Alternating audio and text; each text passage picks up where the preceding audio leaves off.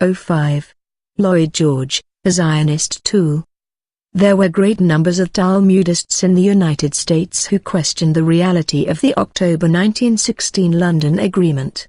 They found it extremely difficult to believe that Great Britain would promise to turn over Palestine to them as compensation for railroading the United States into the war in Europe as Great Britain's ally. These Talmudists could not believe that Great Britain would promise anything to anyone that Great Britain did not own as compensation. That appeared inconceivable to Talmudists familiar with Great Britain's reputation for respect of property rights under their laws. To overcome doubts that existed in the minds of Talmudists in the United States, Prime Minister Lloyd George immediately sent Mr. Josiah Wedgwood to the United States.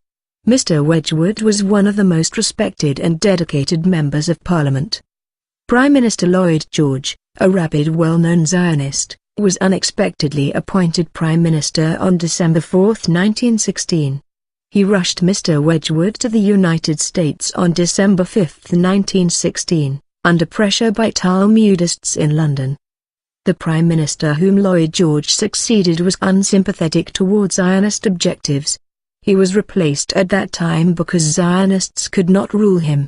Great Britain was helpless in October 1916. It was seriously considering surrender to Germany.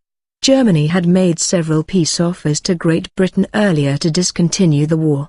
Mr. Lloyd George considered Mr. Wedgwood's hasty trip to the United States vital to Great Britain's survival. Mr. Wedgwood went to the United States with documented evidence proving the reality of the October 1916 London Agreement with the Talmudists.